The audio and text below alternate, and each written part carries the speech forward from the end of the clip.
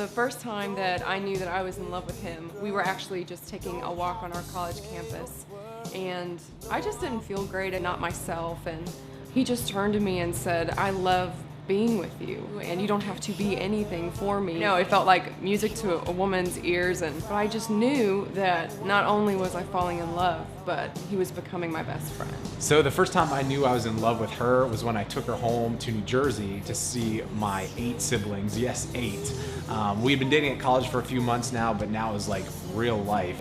And I knew if she could handle all that craziness, she was really special. She just did so great to invest and get to know my family, and over those few days, we just fell even more in love.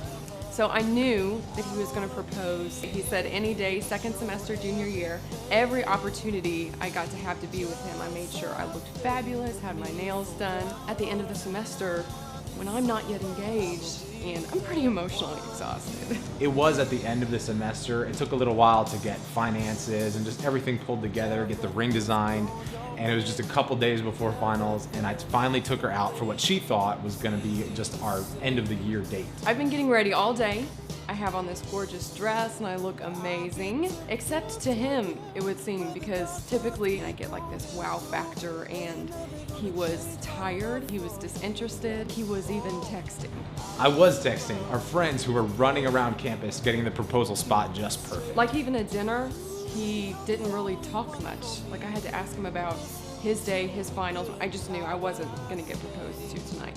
And then it actually got worse. It did get a little worse. I took her back to the dorm. I told her to get back into regular clothes, and I took her to see, yes, on purpose, Mission Impossible 3. Okay, the only mission that wasn't possible that night was me getting engaged. It was a perfect distraction. I wanted the whole thing to be a surprise, and who would really propose after watching an action movie? Worst movie I had ever seen. Then we went back to the dorm, and I'm thinking the night's over. I told her to put back on her dress. He told me to put my dress back on. Because the night wasn't over.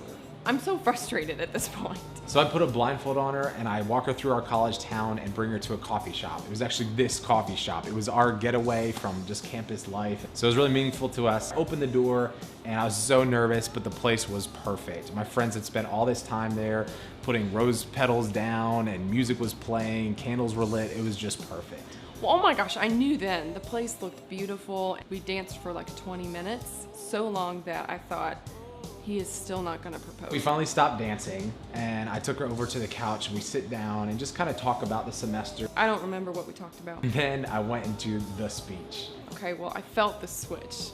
He started talking about how wonderful I am. So I have no clue what I actually said. I said things I loved about her. I talked about our journey together. I was finally ready to pop the question. And he said, "Will you be my bride? Will you marry me?" And I said yes. She said yes. We hugged and cried. I cried a little bit. 14 months later, we got married on July 13th, 2007. And it's been almost 5 years now. And we've just loved every moment of it. And this is our story. Forever, I will be the one you need. I will be the one you need. I will be the one you need. Oh, I will be the one you need. Oh, I will be the one you need. I will be the one you need, 'cause I can give you all of me. I'm Matt. And I'm Becca. We're the Renauds, and we're wedding photographers. And we get to do what we love together. The one